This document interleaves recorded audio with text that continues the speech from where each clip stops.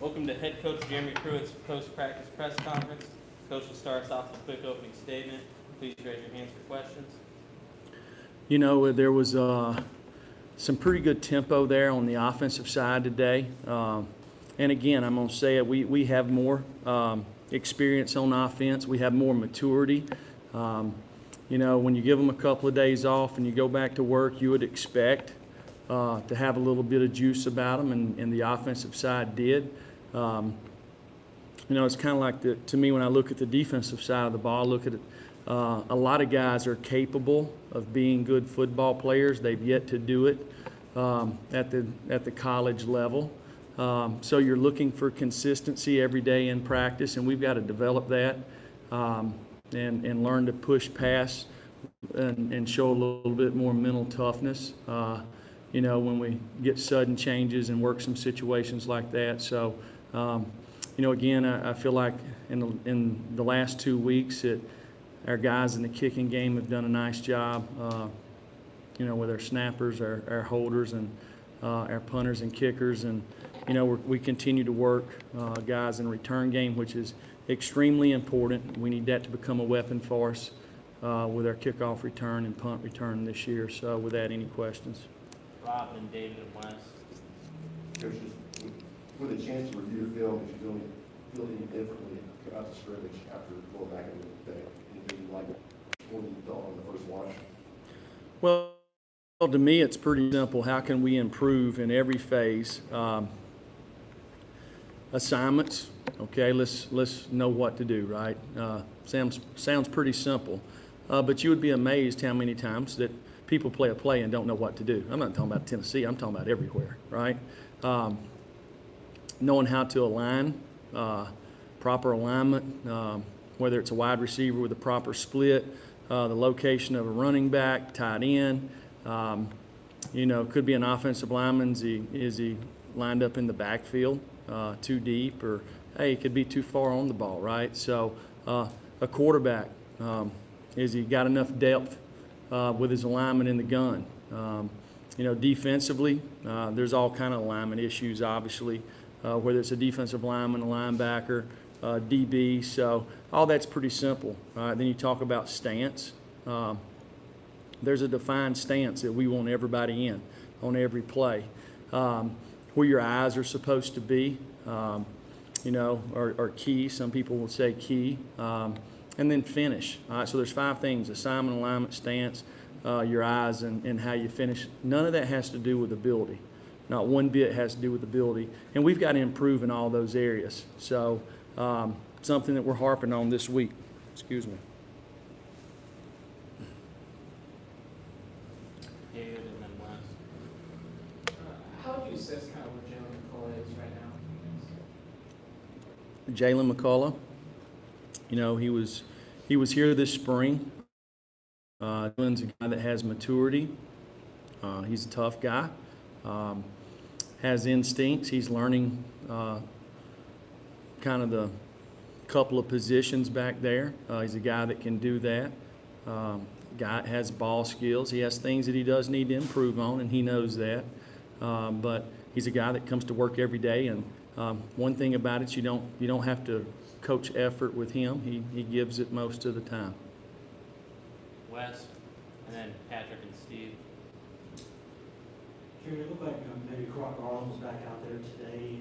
If that was him, what's the latest there? Is he back for good, or what's that situation?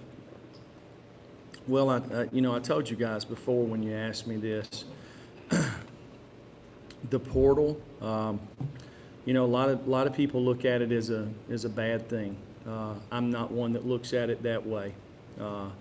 You know, so you're talking about a young man that comes here as a freshman. He had several obstacles to go through, you know, physically.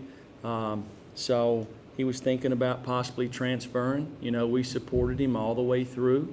And in the end, he decided to come back here. He's here. We're excited that he's here. You know, I think the guy has lots of ability. You know, he didn't get to go through spring, but he took some reps out there today, and he's got to go through a little bit of acclimation here, and we have a plan for him. But he's a guy that I think has lots of upside. has done everything that we've asked him to do in this program since he's been here. So we're excited that he's here. And we'll see how he responds over the next couple of days being back out there. Patrick Steve Blake. Jeremy, looked like Aaron Beasley was with the linebackers today. What have you been seeing out of him for most of the preseason, and kind of what's the plan with him moving forward in this position?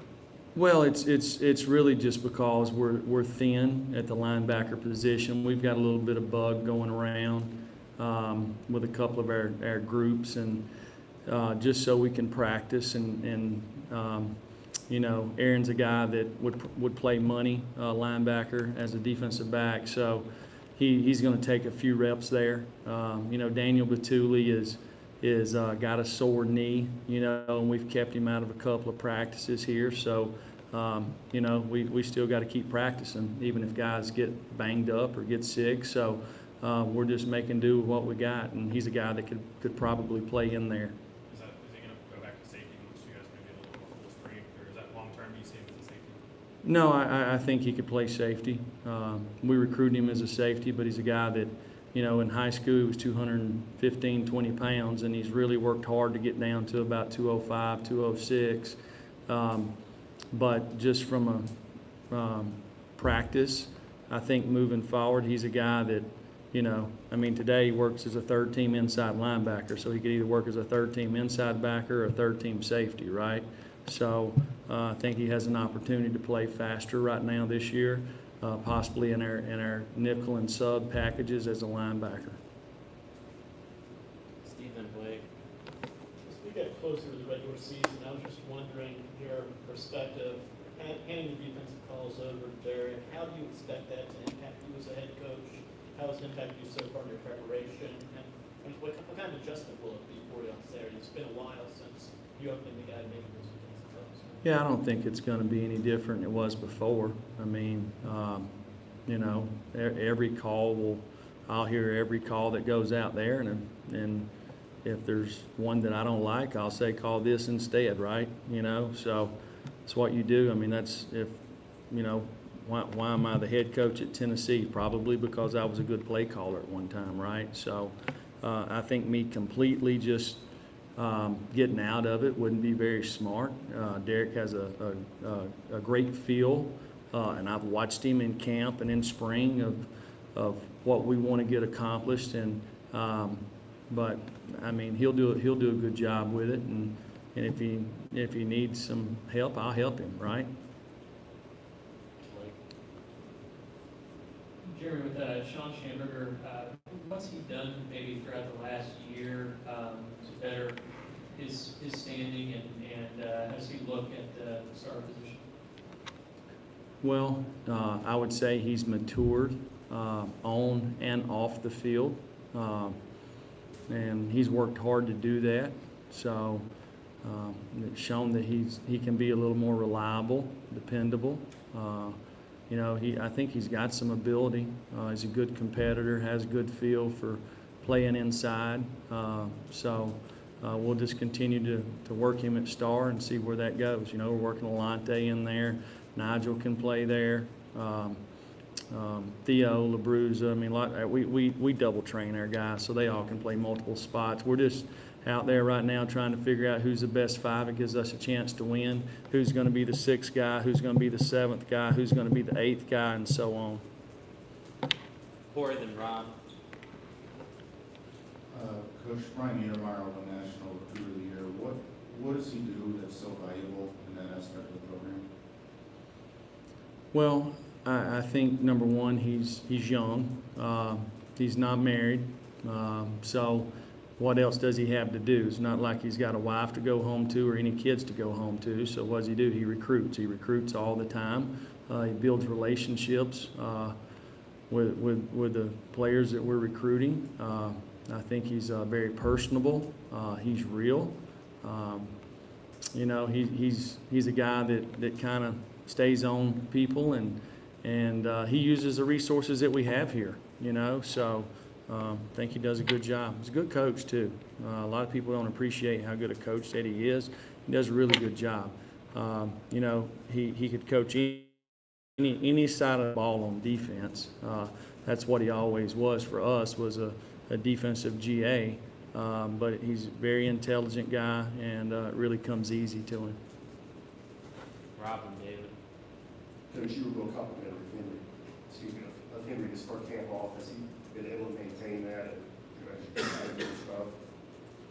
Yeah, I mean, Henry is, he's been pretty consistent. We've had several young guys that have been really consistent, which is a positive. A lot of it is, maybe it's maturity. I don't know what it is, but you see it everywhere. I've seen it over the years, right? And you can't predict it. It don't matter who's got how many stars or where they played at or anything like that. Just sometimes when it kind of gets going in fall camp, some guys, they don't blink, and some guys do. So, but usually they all get it eventually, right? So he's picked it up pretty fast. David and Jesse. Joey, you were talking the other day, Saturday, about guys that might not always know exactly what they're doing and have potential for making plays.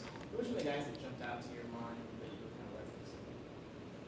Well, I would say most all the young players, right? Just from a standpoint that they don't have they hadn't spent the time because they couldn't, right? Whether it was they wasn't here during the spring or maybe they were here in the spring. But when you compare it to guys that have age on them and have more experience or have been in the system longer, that's usually who it is. There's very few, once you've been here for a couple of years, most everybody understands what you're trying to do that's been in the program. So they either kind of show up or they don't, and then lots of times it depends on who's in front of them, So, I've seen years to where we were really deep at defensive back, and maybe we had a good young player, and he didn't play for the first 2 years that he was in the program. Maybe he didn't play for the first 3 years, but he played his last 2, and then he's still playing, right? So it wasn't because he didn't have an opportunity to be a really good player. Maybe the opportunity didn't present itself. Maybe he wasn't ready at that time.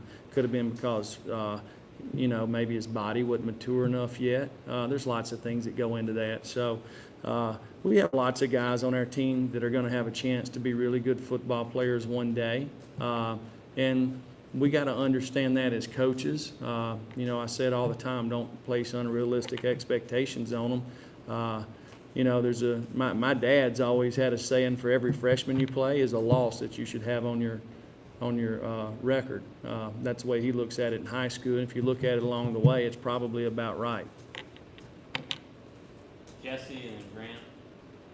Jeremy, you talked about how many different O-line combinations you guys went through on Saturday during the scrimmage. Obviously, you had the walkthrough like practice yesterday. You mentioned that you like the tempo of the offense today. Do you feel like you guys are kind of getting a greater understanding of maybe who those 5 or 6 guys might be up front, whether you're still moving them around or whatnot, but kind of finding the 5 or 6 that's going to be in that first group?